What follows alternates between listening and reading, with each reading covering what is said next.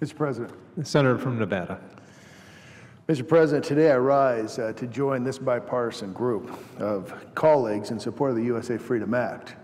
I want to begin by thanking my friends and colleagues from Utah for your hard work and effort on behalf of the American people on this, and my friend from Vermont for his actions also, and other members of this chamber. Together, what we're trying to do is bring transparency, accountability, and most important, Mr. President, freedom to the American people. Freedom from unnecessary and what's now been declared illegal invasion of Americans' privacy. I'm talking specifically about Section 215 under the Patriot Act. Just last week, a federal appeals court ruled that this national security agency program that collects Americans' calls, and these records, are now illegal. Our national security, protection of our freedom as Americans are not mutually exclusive. Allowing the federal government to conduct vast domestic surveillance operations under Section 215 provides the government with too much authority. And this court's ruling only reaffirms that the NSA is out of control. Under Section 215, the FBI can seek a court order directing a business to turn over certain records when they are reasonable grounds to believe that the information asked for is quote-unquote relevant to an authorized investigation of international terrorism. However, the NSA has wrongly interpreted this to mean that all telephone records are relevant. So they are collecting and storing large amounts of data in an attempt to find a small amount of information that might be relevant. So, Mr. President, if we reauthorize these laws without significant reforms, we're allowing millions of law-abiding U.S. citizens' call records to be held by the federal government. And I see this as nothing but an egregious intrusion of Americans' privacy. So what does the NSA know? They know that someone from my state, Elko, Nevada, got a call from the NRA and then called their senator. So what does the NSA know? They know that someone from Las Vegas called a suicide hotline for 20 minutes and then called a hospital right after. So what does the NSA know? They know you called your church or received a phone call from political action committees. So does the previous administration, does this administration, or perhaps the next administration, care about your party affiliation?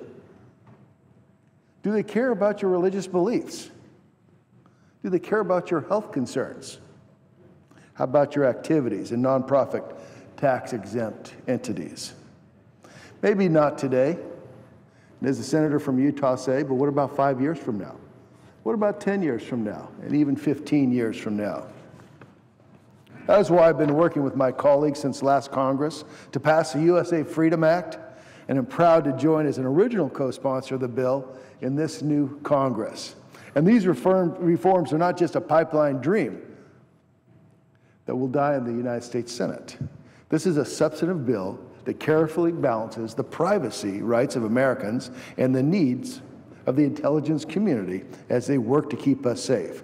And that's why the House Judiciary Committee has passed this bill on a bipartisan basis, and the full House of Representatives is expected to pass it later this week. Let me be clear. We're not here to strip the intelligence community of the tools needed to fight terrorism. To my colleagues who feel that the USA Freedom Act will do this, I would ask them to read this letter from our intelligence community. In my hand, Mr. President, I have a letter signed by the Attorney General and the Director of National Intelligence sent to Senator Leahy last year. I'd like to read a portion of that. The intelligence community believes that your bill preserves essential intelligence community capabilities. The Department of Justice and the Office of the Director of National Intelligence supports your bill and believes that it is a reasonable compromise that enhances privacy and civil liberty and increases transparency. Mr. President, we're not here to harm the operational capabilities of the intelligence community who safeguard us every day. What we are here to do is provide the American people the certainty that the federal government is working without violating their constitutional rights. That is why I've also consistently opposed and voted against the Patriot Act during my time in Congress. And Mr. President, I will do everything I can to end the Patriot Act.